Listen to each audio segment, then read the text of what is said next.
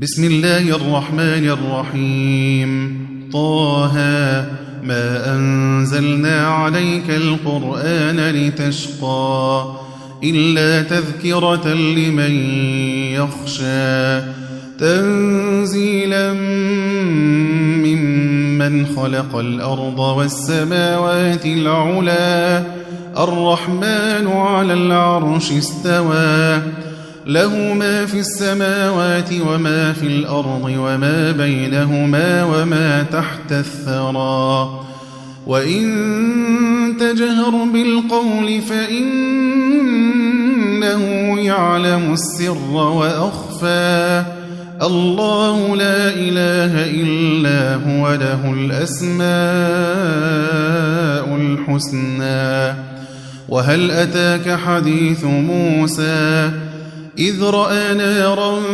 فقال لأهلهم كثوا إني آنست نارا لعلي آتيكم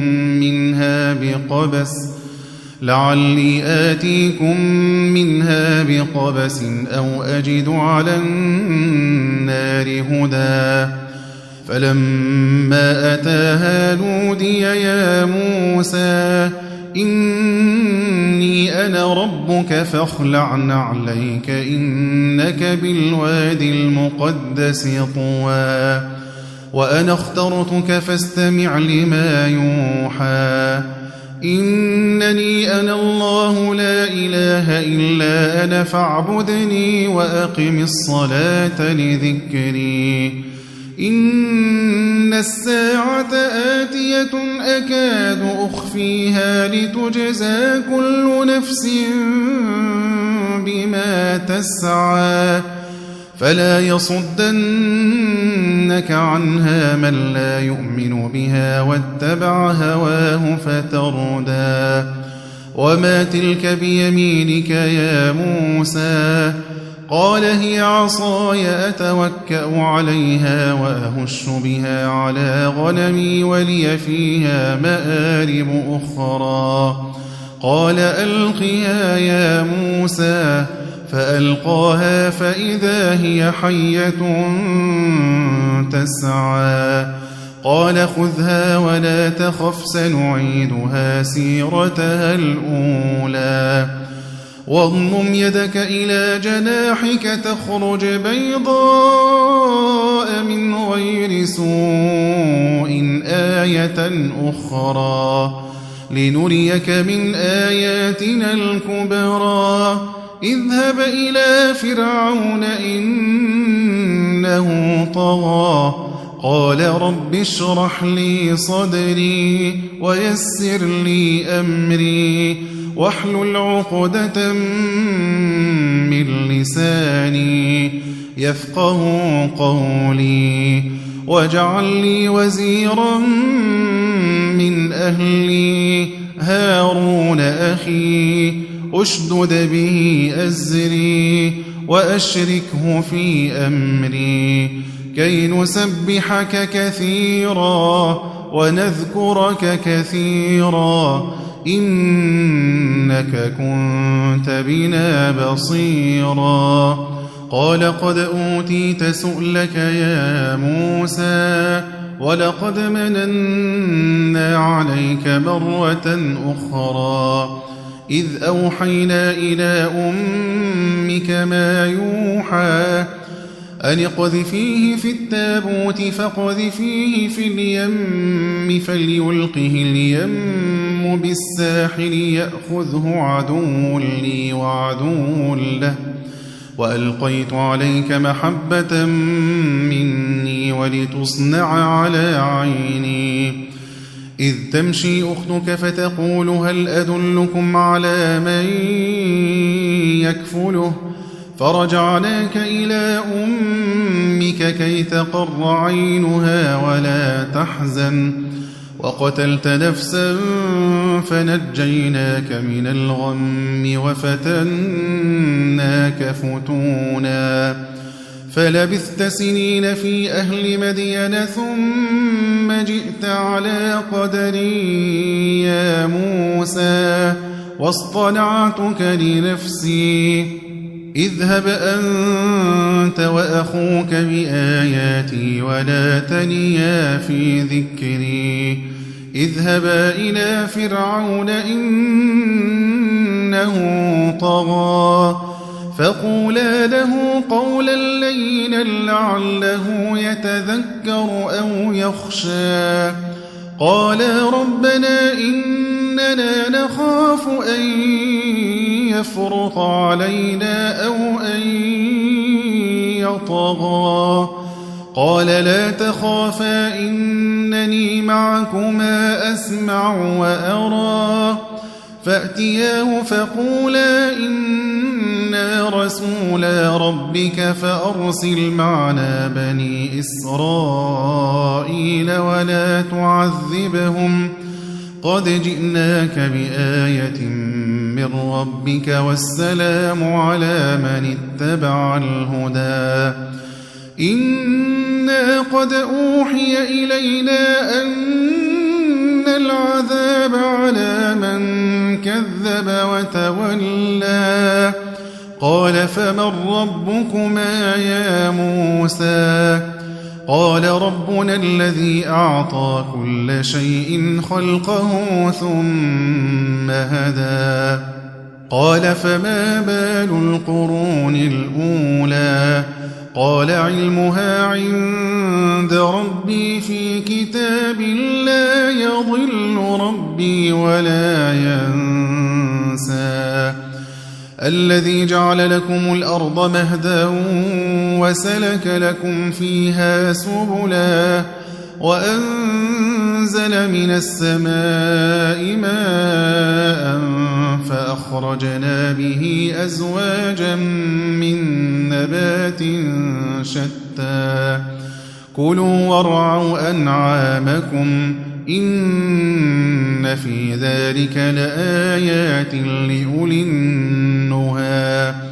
منها خلقناكم وفيها نعيدكم ومنها نخرجكم تارة أخرى ولقد أريناه آياتنا كلها فكذب وأبى قال أجئتنا لتخرجنا من أرضنا بسحرك يا موسى فلنأتينك بسحر مثله فاجعل بيننا وبينك موعدا لا نخلفه نحن ولا أنت مكانا سوى قال موعدكم يوم الزينة وأن يحشر الناس ضحى فتولى فرعون فجمع كيده ثم أتى قال لهم موسى ويلكم لا تفتروا على الله كذبا فيسحتكم بعذاب وقد خاب من افترى فتنازعوا أمرهم بينهم وأسروا النجوى قالوا إن هذان لساحران يريدان أن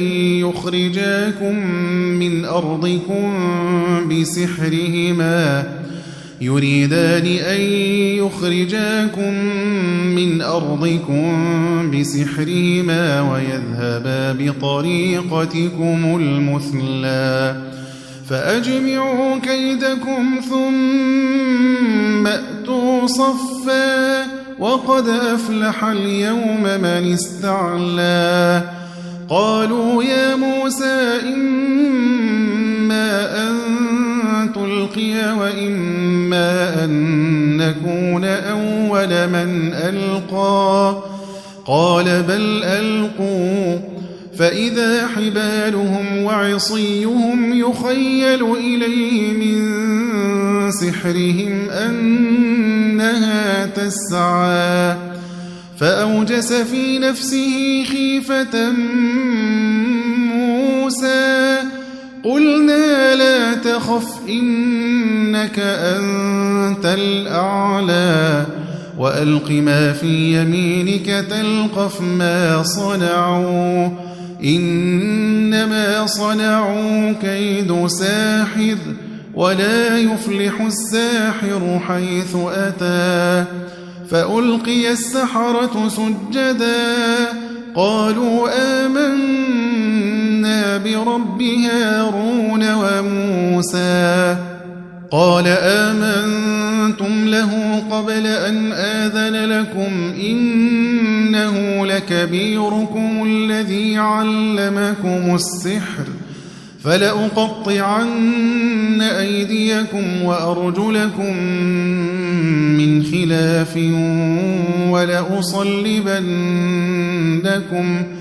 ولأصلبنكم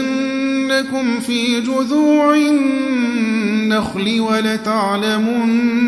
أينا أشد عذابا وأبقى قالوا لن نؤثرك على ما جاءنا من البينات والذي فطرنا فاقض ما أنت قاض إنما تقضي هذه الحياة الدنيا إنا آمنا بربنا ليغفر لنا خطايانا وما أكرهتنا عليه من السحر والله خير وأبقى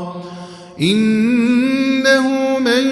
يأت ربه مجرما فإن له جهنم لا يموت فيها ولا يحيا ومن يأته مؤمنا قد عمل الصالحات فأولئك لهم الدرجات العلا جنات عدن تجري من تحتها الأنهار خالدين فيها وذلك جزاء من تزكى ولقد أوحينا إلى موسى أن أسر بعبادي فاضرب لهم طريقا في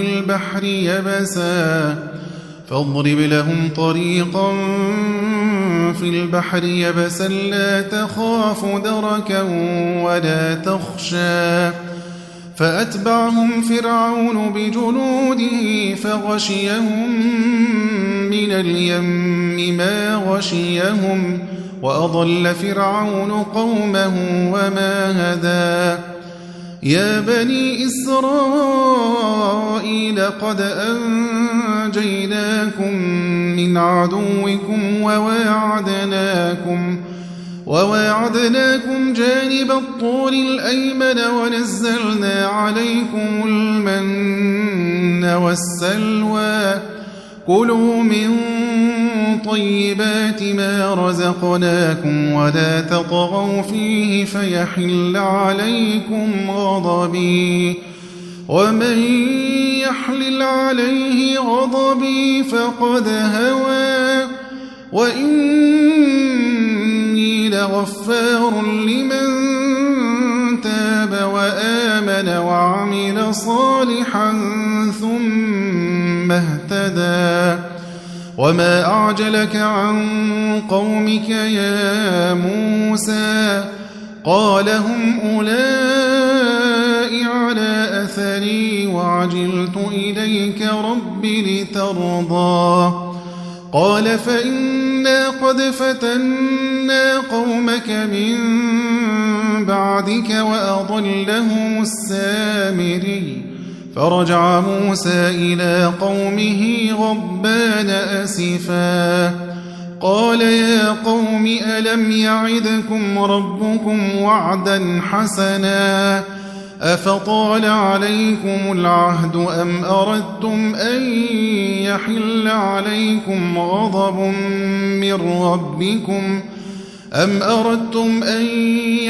عليكم غضب من ربكم فأخلفتم موعدي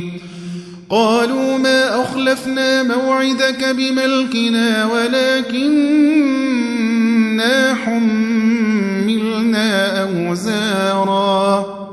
ولكننا حملنا أوزارا من زينة القوم فقذفناها فكذلك ألقى السامري فأخرج لهم عجلا جسدا له خوار فقالوا هذا إلهكم وإله موسى فنسي أفلا يرون ألا يرجع إليهم قولا ولا يملك لهم ضرا ولا نفعا ولقد قال لهم هارون من قبل يا قوم إنما فتنتم به وإن ربكم الرحمن فاتبعوني وأطيعوا أمري قالوا لن نبرح عليه عاكفين حتى يرجع إلينا موسى قال يا هارون ما منعك إذ رأيتهم ضلوا ألا تتبعني أفعصيت أمري قال يا ابن أم لا تأخذ بلحيتي ولا برأسي إني خشيت أن تقول فرقت بين بني إسرائيل ولم ترقب قولي قال فما خطبك يا سامري قال بصرت بما لم يبصروا به فقبضت قبضة من أثر الرسول فنبذتها وكذلك سولت لي نفسي قال فاذهب فإن لك في الحياة أن تقول لا مساس وإن لك موعدا لن تخلفه وانظر إلى إلهك الذي ظلت عليه عاكفا لنحرقنه ثم لننسفنه في اليم نسفا إنما إلهكم الله الذي لا إله إلا هو وسع كل شيء علما كذلك نقص عليك من أنباء ما قد سبق وقد آتيناك من لدنا ذكرا من أعرض عنه فإنه يحمل يوم القيامة وزرا خالدين فيه وساء لهم يوم القيامة حملا يوم ينفخ في الصور ونحشر المجرمين يومئذ زرقا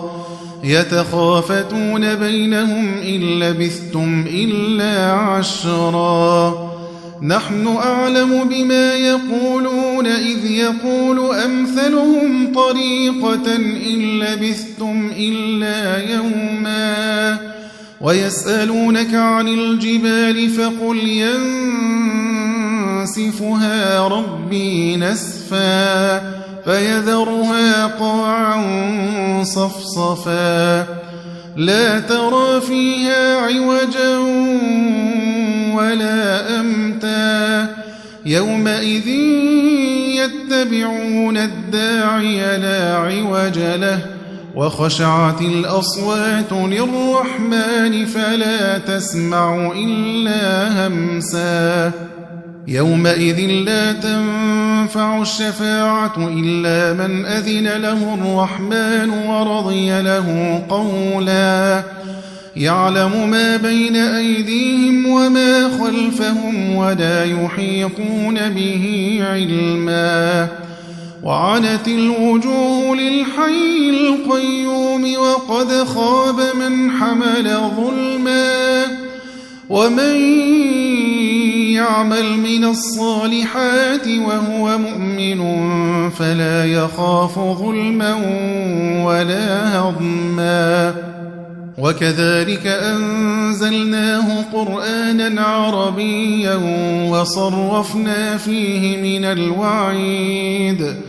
وصرفنا فيه من الوعيد لعلهم يتقون أو يحدث لهم ذكرا فتعالى الله الملك الحق ولا تعجل بالقرآن من قبل أن يقضى إليك وحيه وقل رب زدني علما ولقد عهدنا إلى آدم من قبل فنسي ولم نجد له عزما وإذ قلنا للملائكة اسجدوا لآدم فسجدوا إلا إبليس أبى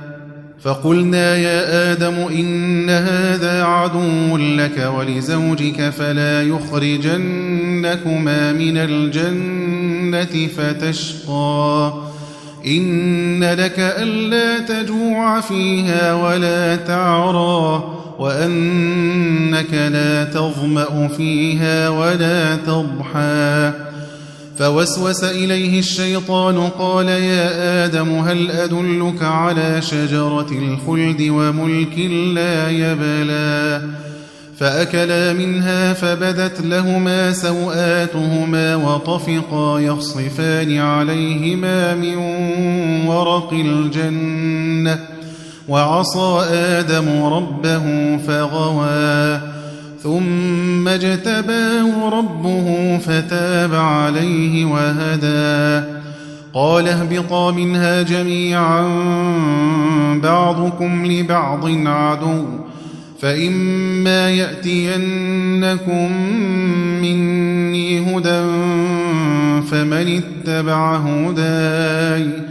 فمن اتبع هداي فلا يضل ولا يشقى ومن أعرض عن ذكري فإن له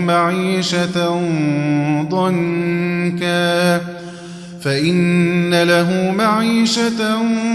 ضنكا ونحشره يوم القيامة أعمى قال رب لم حشرتني أعمى وقد كنت بصيرا قال كذلك أتتك آياتنا فنسيتها وكذلك اليوم تنسى وكذلك نجزي من أسرف ولم يؤمن بآيات ربه ولعذاب الآخرة أشد وأبقى أفلم يهد لهم كم أهلكنا قبلهم من القرون يمشون في مساكنهم إن في ذلك لآيات لأولي النهى ولولا كلمة سبقت من ربك لكان لزاما وأجل مسمى فاصبر على ما يقولون وسبح بحمد ربك قبل طلوع الشمس وقبل غروبها ومن آلاء الليل فسبح وأطراف النهار لعلك ترضى ولا تمدن عينيك إلى ما متعنا به أزواجا منهم زهرة الحياة الدنيا لنفتنهم فيه ورزق ربك خير وأبقى وأمر أهلك بالصلاة واصطبر عليها لا نسألك رزقا نحن نرزقك والعاقبة للتقوى وقالوا لولا يأتينا بآية من ربه أولم تأتهم بينة ما في الصحف الأولى ولو أنا أهلكناهم بعذاب من قبله لقالوا ربنا لولا أرسلت إلينا رسولا فنتبع آياتك من قبل أن نذل ونخزى قل كل